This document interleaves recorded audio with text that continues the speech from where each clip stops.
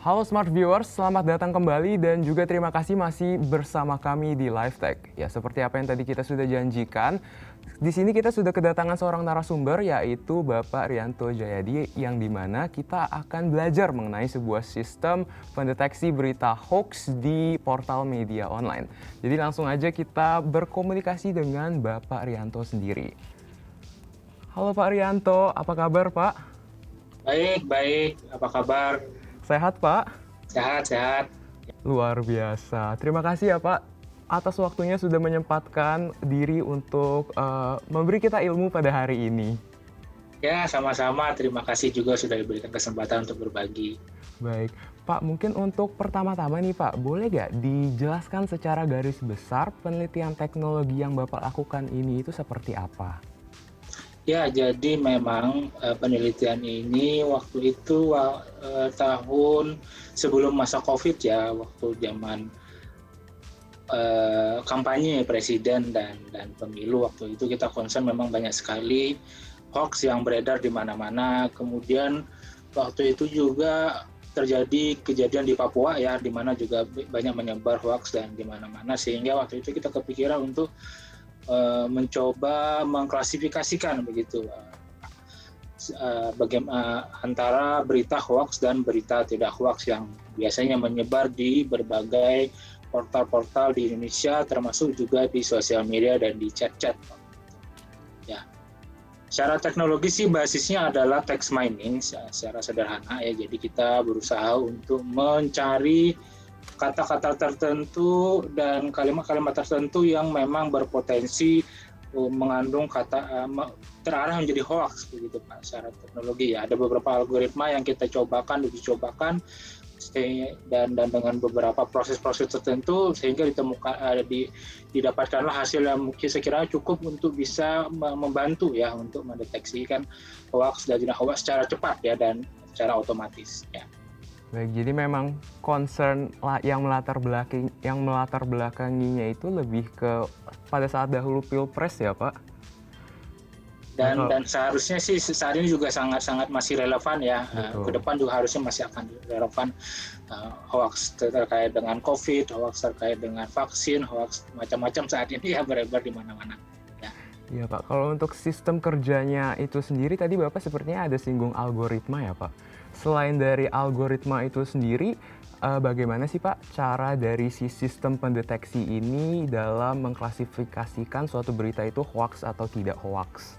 Ya, jadi prosesnya memang sebelum masuk ke algoritma untuk dilakukan pembelajaran secara otomatis, secara mandiri oleh komputer, secara mesin lah istilahnya kayak. Kita ada beberapa proses pre-processing istilahnya sebelum masuk ke dalam algoritmanya untuk training, yaitu terdiri atas merubah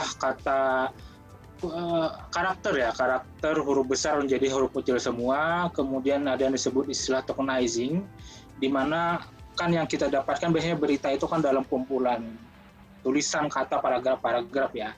Nah, memang di mesin itu, di komputer itu cuma bisa dia membaca kata per kata begitu, sehingga kita pilih sebuah artikel itu satu kata muncul apa tidak begitu, sebuah kata itu muncul apa tidak. Kemudian filtering di proses ya, ada beberapa kata-kata yang dirasa memang tidak terlalu berdampak begitu ya dalam klasifikasi hoax dan tidak hoaxnya ya, seperti kata adalah, kata dia, kata siapa yang sifatnya itu lebih netral begitu ya, dibandingkan kata-kata yang sedikit menyentuh ke hoax yang sering muncul ya, biasanya tentang politik ya, atau kata-kata yang menggebu-gebu itu biasanya akan kita tidak filter. Yang filter yang istilahnya itu stop word. Kemudian ada basisnya steaming juga kita waktu itu prosesnya, jadi kata-kata dan tulisan yang kata-kata ya yang masih ada imbuhan, awalan, akhiran, itu biasanya kita ya hilangkan imbuhannya ya, akhiran awalannya, sehingga betul-betul pure katanya saja gitu. Misalkan ya apa ya contohnya ya. Contohnya adalah ditampilkan yang kita ambil cuma kata tampil saja gitu ya, karena istilahnya steaming. Dari situ baru dilakukan proses scoring misalnya. Jadi kalau manusia kan membaca mungkin melihat muncul kata atau kalimat seperti ini, ada potensi harus dicek lagi begitu ya, ada berarti hoax. Nah kalau di mesin mereka masing-masing algoritma punya metodologi scoring masing-masing gitu ya. Jadi sebelum masuk algoritma pun kita scoring dulu begitu. Jadi sebuah kata ini ada berpotensi untuk hoax atau tidak, relate dengan hoax apa tidak kata per katanya dari pembelajaran yang ada.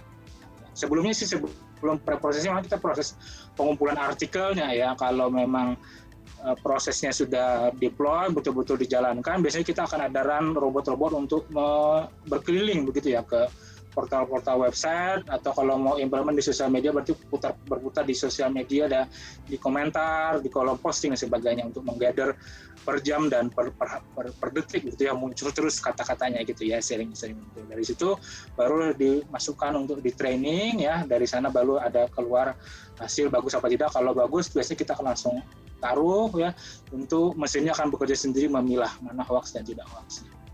Baik, ini menarik sekali sih ya Pak topiknya, apalagi kan kalau di saat pandemi COVID sekarang ini pasti berita hoax juga lebih rentan untuk tersebar ya Pak, membuat kegaduhan di masyarakat.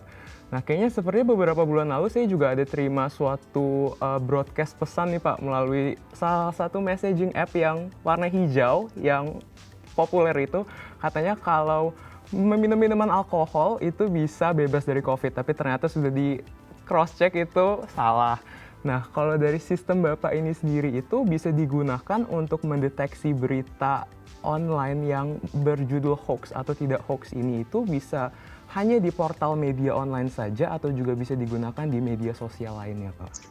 Kalau progres memang penelitian ini masih kita main di portal berita ya. Karena kita biasanya ngambil dari berita yang hoax itu dari yang ada komunitas khusus yang melabelkan ya ini hoax dan tidak hoax, dan ini berpotensi mendisinformasikan begitu. Dari sana kita kumpulannya, kemudian dari berita-berita yang betul ya, dari berita yang kayak berita Detik, Kompas dan kawan-kawan itu biasanya sudah terverifikasi dengan baik. Nah, jadi memang penelitian ini progres cuma sampai di berita dulu, portal berita. Memang tahap kedepannya mudah-mudahan kita lanjut masuk ke sosial media, kemudian juga yang paling sering tentu kita hadapi yang di chat, aplikasi chat ya. Betul. Ya. Ya Pak, kalau untuk tingkat keakuratan dalam sistem ini mendeteksi sebuah berita hoax itu setinggi apa Pak? Saat ini sih baru 96% yang terbaik saat ini yang bisa kita capai ya.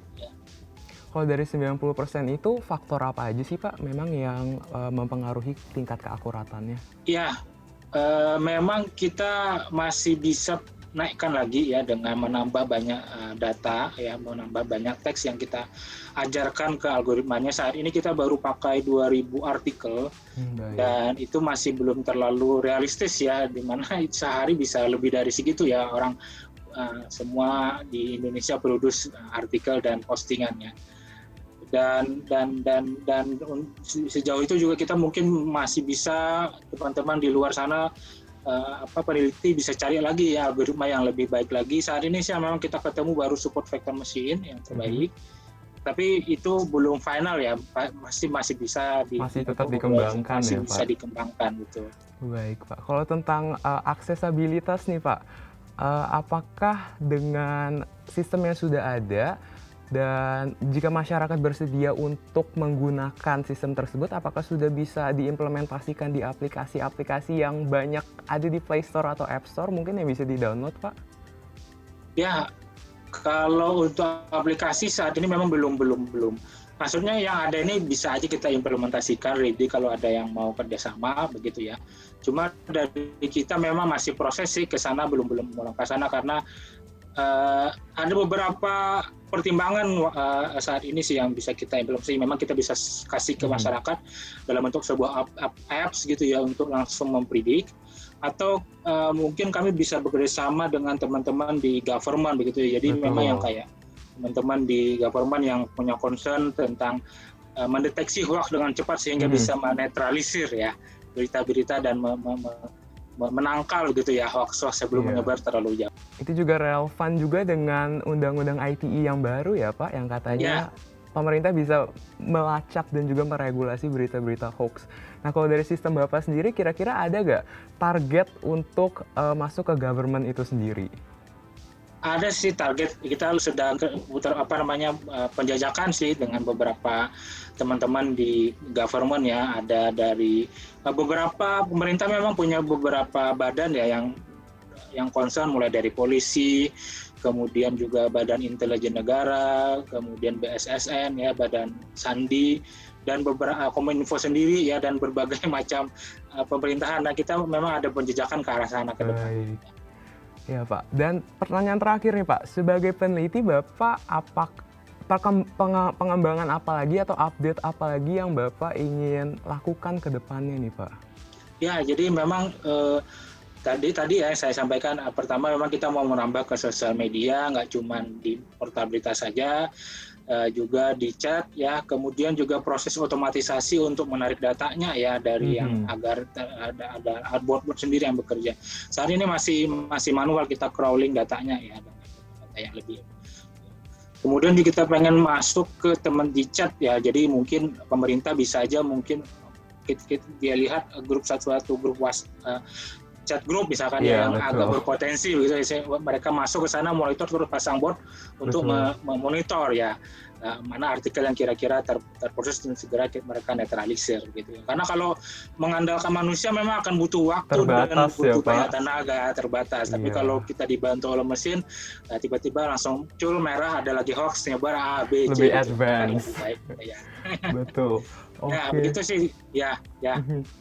Pak Rianto, terima kasih sekali atas waktunya dan juga semoga sistem ini bisa terus dikembangkan dan lebih menggapai lebih banyak masyarakat yang membutuhkan ya Pak. Ya.